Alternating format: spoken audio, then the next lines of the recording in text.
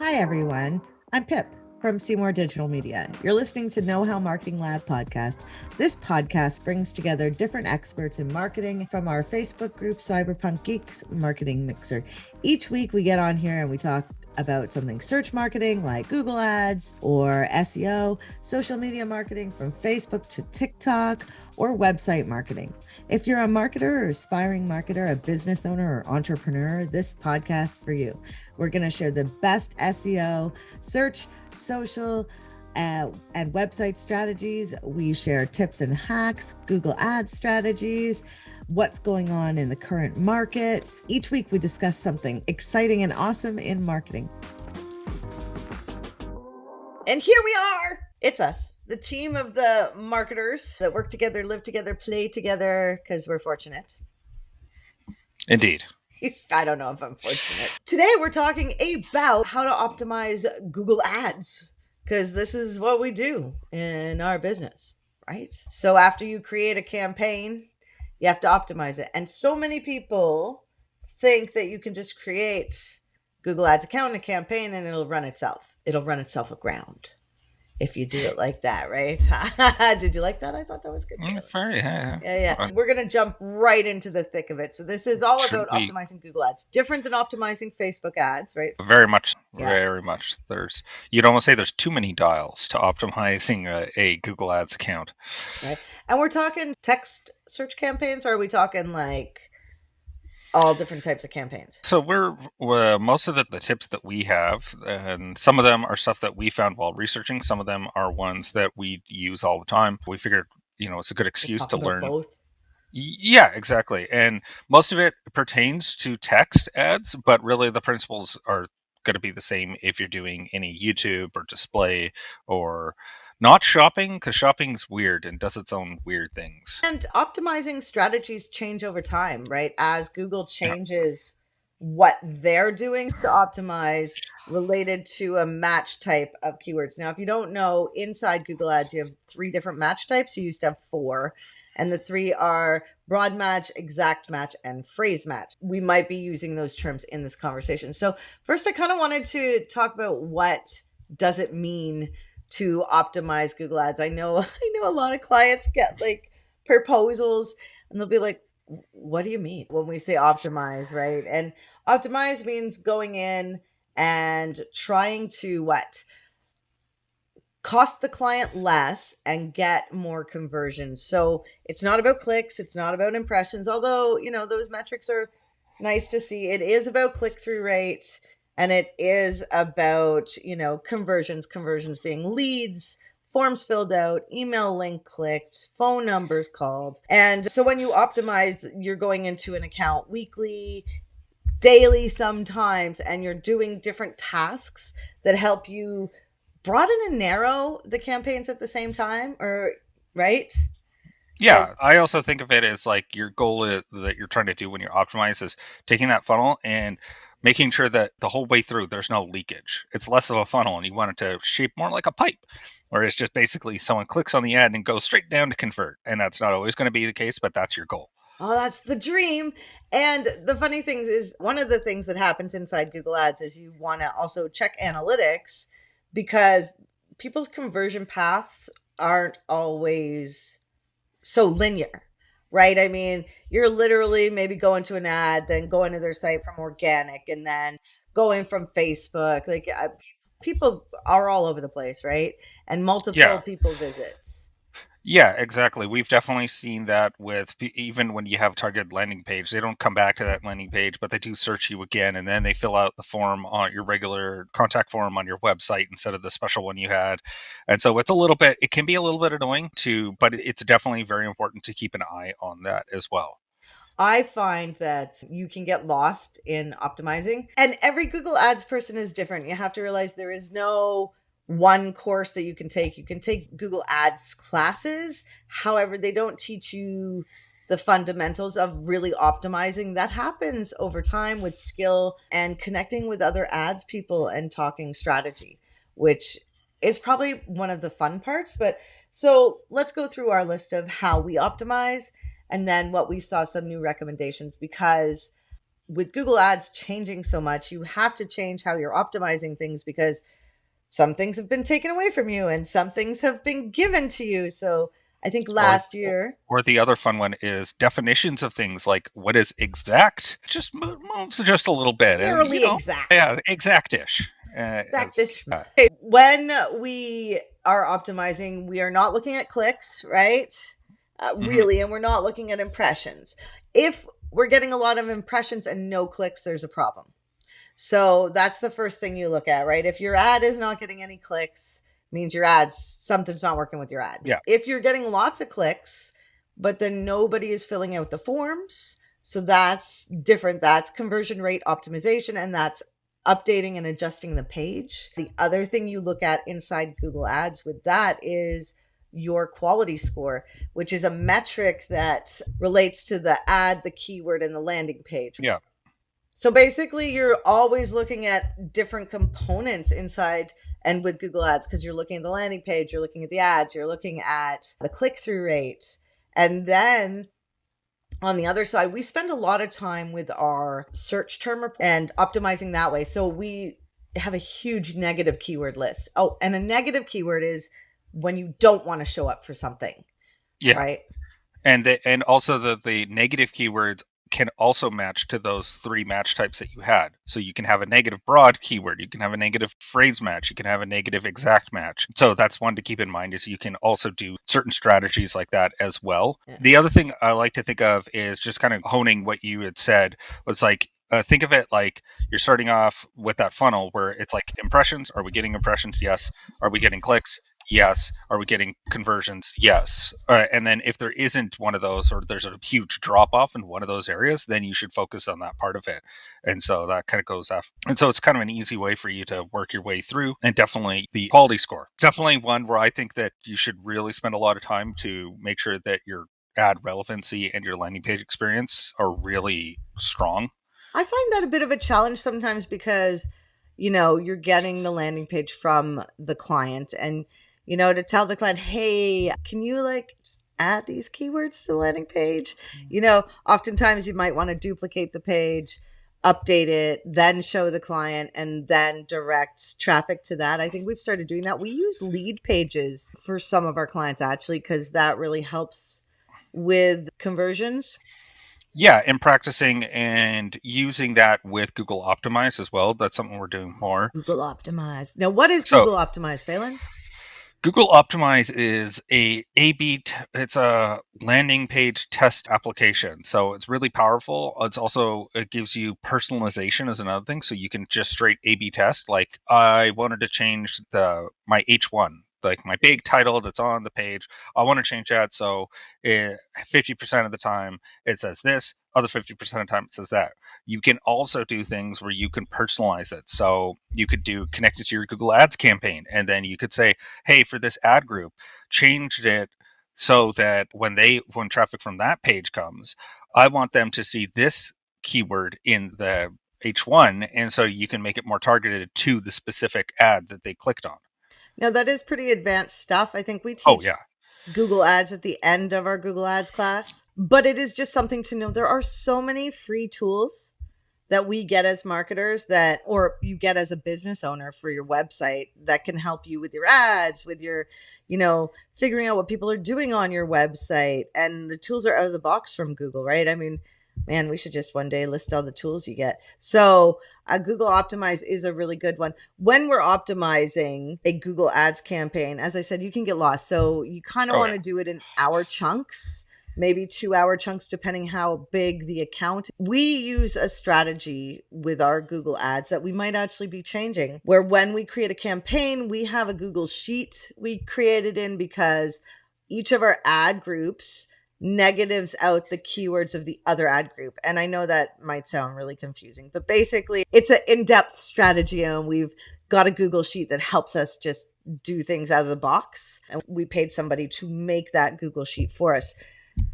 That being said, we might be changing our strategy. I talked to a Google Ads person yesterday that I'm friends with, and they've changed what they're doing. They were doing the same thing and they're seeing some good results. So you do have to stay up to date with different strategies that are happening to try things, right? Because Back in the day, there used to be these things called SKAGs, single keyword Ad group. ad group, right? And so now you can't really do that because Google's changed how it views exact match. It's almost exact match now, right? Yeah. So the other thing to optimize for is your ads. Now that Google has taken away the expanded text ads, we have responsive search ads.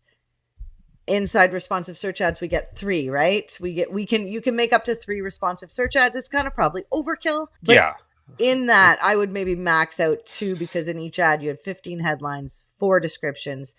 But the cool thing to optimize in there is the location keyword in dynamic location keyword insertion. So if I'm in Victoria and I type Victoria in, the word in the ad would change to where my location is. It's Yeah. another So, for fun example, thing. yeah, so like an example would be like carpet cleaners in Victoria, or it'd be carpet cleaners near me if say your name was too long of the place, like Vancouver was too long, so just say near me as a Yeah. default setting. Which you dynamically do that. So Google Ads can be so much fun. I would say it's a great full-time career. I'd say sometimes it feels really overwhelming because things change. You got to stay up to date, but because the great part of the career is that you're providing like an outcome for a client. Like your focus is generating business for them. And that's pretty cool. It's just stressful when it's not working. It's or not working well enough. And so some other ways we optimize Phelan, you do different things than I do. So I know you do the search term report and make negative keywords, but what else do you think is a great idea? So that I do whenever I'm optimizing an account, it's definitely I spend a lot of focus on that quality score. Like, just to circle back to that as like a big focus of mine, that I like to have the key, like the ad relevancy to be of at least average, if not above average, because I want it to be targeted, and I want it to be. It seems like a waste if you're bidding on something and you're not even getting, like, your ads aren't relevant to the thing you're bidding on. So I like to make sure that those are in alignment. Also, landing page experience is at least above, maybe at least average to above average. That's another big one. Oh, one thing to say about the Google Optimize: if you do try to you can't use Google Optimize to improve the quality score on your ads, because Google scans the page as just raw HTML, so it just checks the words. So if you're using something that is a little bit of code that comes in after and changes it, then it doesn't register that because the code never fired. So just Mm. keep that in mind. You can't use that as a little cheat to get your quality score to work out really well for every page. Want to know more about SEO? We've got a class for that. Our mission is to educate students about the right tools, techniques, and strategies to grow their businesses using the most up to date search engine marketing optimization techniques and tools. Find out more at knowhowmarketinglab.com. And there's some other things like there's impression share. You can check now. Some people think that's a vanity sort of thing. Impression share means like how often is your competitor showing up? How often are you showing up? Are you showing up higher Yeah, than them? it's for all the auctions in the area that you are in and you're bidding on. How often are you showing up? And then you could also do like absolute top, meaning how much did you show up as number one, and then also top, which is like the top three. And yeah, generally you're going to find that that's going to be a vanity metric, especially if you have any competitor that's basically enterprise who has deep pockets, because they're just going to bid on everything, and it's better for you to narrow your account so that you're focusing just on what matters. That's one, especially if you've got a small budget. Like, don't worry about search impression, because really all you're after is like, I want to show up for that keyword and I want to show up absolute top of it when I do. That's one thing to really bear in mind. And there is some, often you can lower your budgets and your bids, and that can actually have a positive effect. I think we just saw on one of the accounts we work on, and lowered the bids or lowered the entire budget, and we had a cost per acquisition lower, right? So a CPA. So some people optimize for that. I mean, to be honest, it gets pretty in depth. You can actually go into Google Ads and change your columns. And so you can Yep. do comparative from last week to this week. You can see how much were you paying last week for conversions. Like, you can look at things over like an extended period of time to see, like, are there keywords that are not converting at all, that have never converted, that are just costing you money? You want to get rid of those, right? I was going to say another one that off of that I know you are a big fan of is optimizing for hours. So you set up ad schedules, and so And turn that's off when, ads. yeah. So it's a better way to get your bid, so you're not actually like blowing up your account by like just stopping it at certain times and then turning it back on. So there's ways to, because if you use the ad schedule, you're telling it ahead of time, hey, I don't want to show up for these moments, and so it knows, okay, don't get them lumped in, not just I was expecting you to be there and now you've turned it off and so I don't know what to do with you. Yeah, and uh, I think it's really interesting because you can go a little step further and you can optimize for hours for an extension, like for the call extension. I learned that this year. I think the best thing I could say about Google Ads is, if you want a career where you're constantly learning, you will learn things. There's, what are they? The developers have made the dashboard quite intensive. So if you get to like the meat and bones of campaigns, right, and you're optimizing in there, there's so many buttons and levers that sometimes you, like, I did not know you could turn off your call extension at certain times, right? So if you have a call extension and nobody answers the phone after 5, why would you want that to show up? So optimizing that way. So not only turning off ads at certain times, like if you're not open on weekends, or you don't find you get leads in between 10 and 5 in the morning, which is something we often turn off ads because that saves you money, right? So the idea of optimizing is to save money and get more leads. And that's your whole goal. And yeah, and so for conversions, which you optimize for over time, and you yeah, have to make sure they're working or running. And sometimes things break. I don't know why things break, but they do, it happens. It's right? just the nature of doing stuff online is sometimes there's an update and turns out that someone forgot to carry the one and now all your stuff's blown up.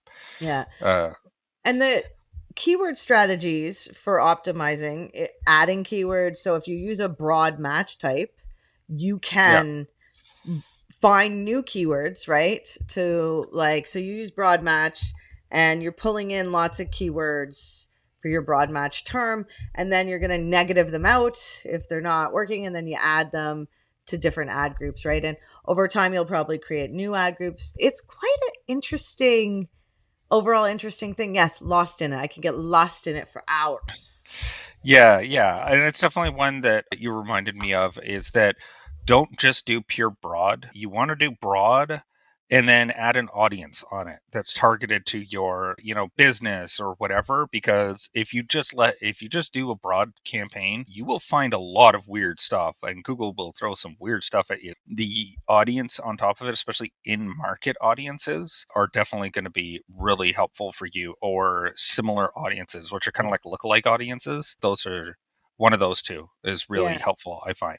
I would Uh, say test it though, right? You can get a list of audience. You can track all your audiences then at all possible, which we do.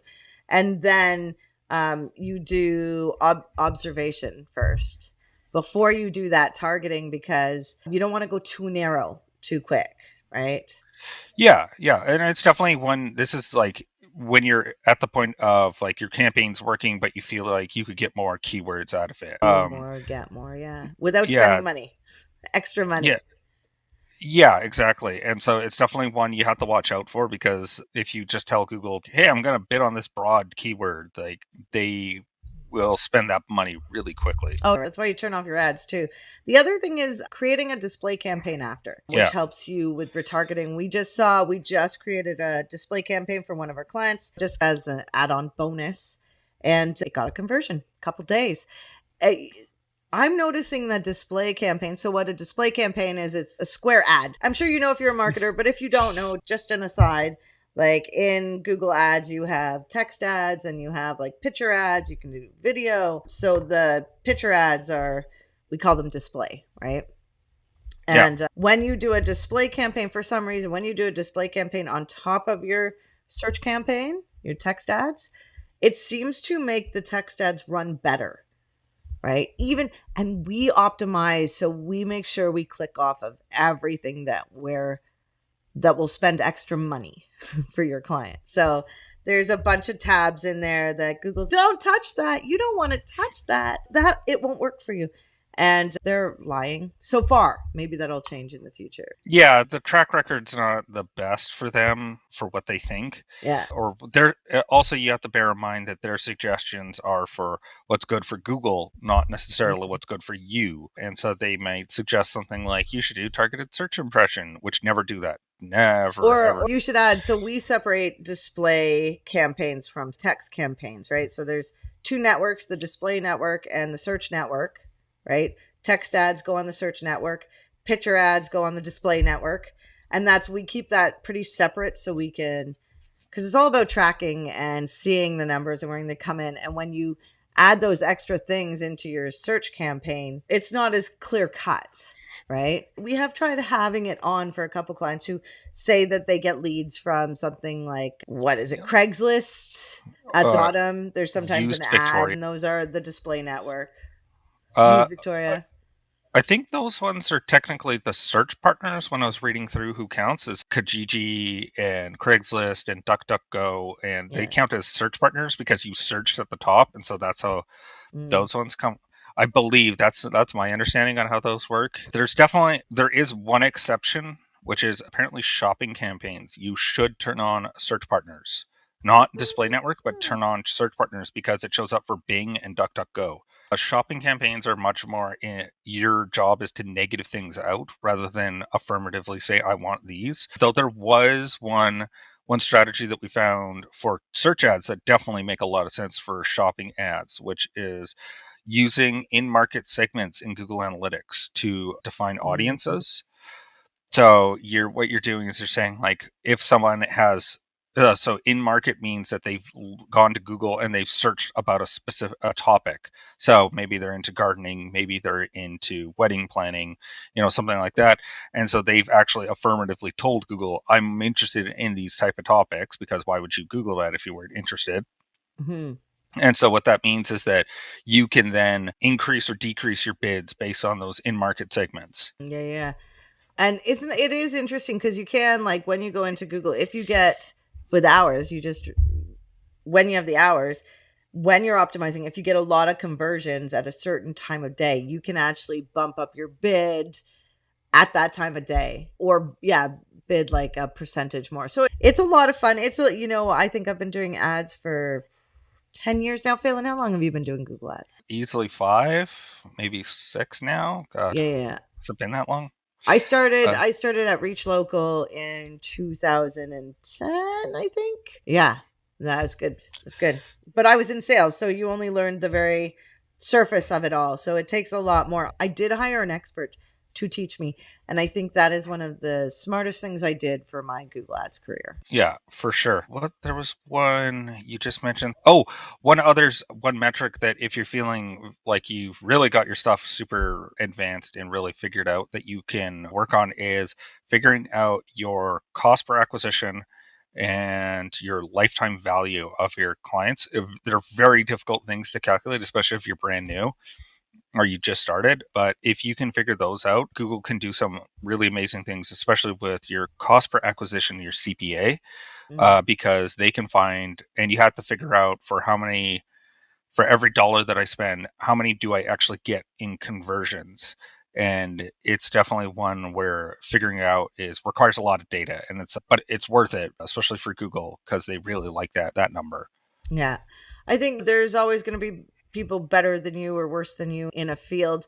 I'd say Oh yeah, having some math skills when you get to that level is super helpful. And you do here and there bash your head against a wall about what can I do? What should I do? How do I do this better? We also use the Google AdWords editor, and it is an advanced tool for making lots of changes to a campaign or duplicating a campaign. They say, never change a campaign really that's working. I mean, do your optimizations, but don't drastically change anything. You'd want to duplicate that campaign and then do it. But that again creates mass problems because Google Ads never deletes anything. So yeah, everything you've ever done, it's always going to be there. Whether or not you can use it is another story, right? So you might be able yeah. to see it. You might not be able to turn it on if things are deleted. It's pretty interesting though. I would say, so if we're going to sum it all up to how to optimize Google Ads, make sure you're using additional tools, Google Analytics, Google Optimize, Google Search Console, Tag Manager. Tag Manage specifically to set up and check conversion tracking.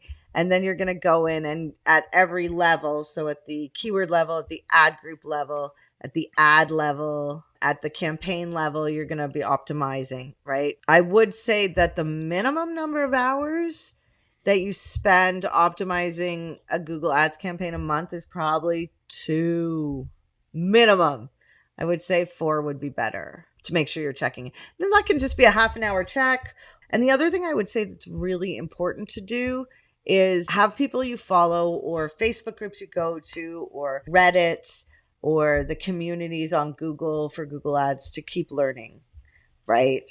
Because that's the only way to get really good. And that's what you want to do. You want to make yourself shine. So you get 46 reviews in Google. Yeah, that's right. Okay, we have some news because it's the last minute and 30 seconds. I thought I'd bring this up if you're with us.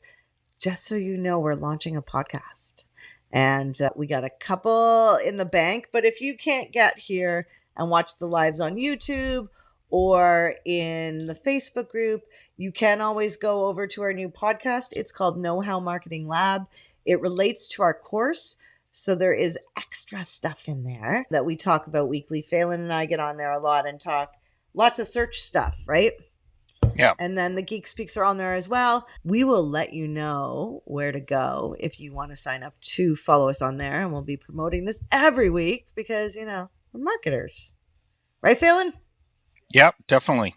Do you have any last thoughts for how you would optimize a Google Ads campaign now that I've told everybody? No, other than I'd say start off with your quality score. If you want one place to start there.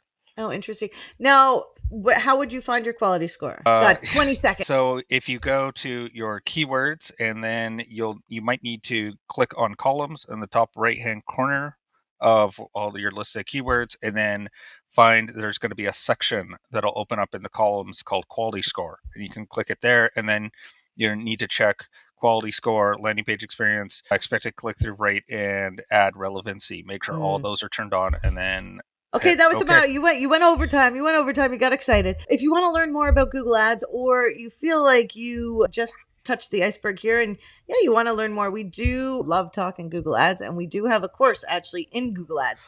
But more on that later. Next week, we are getting on here. It is all 4 of us talking about the marketing update. So you're not going to want to miss that. Join us live in the Facebook group, Cyberpunk Geeks Marketing Mixer, or you can find us on YouTube. And we will see you next time. Okay, bye. Okay, bye.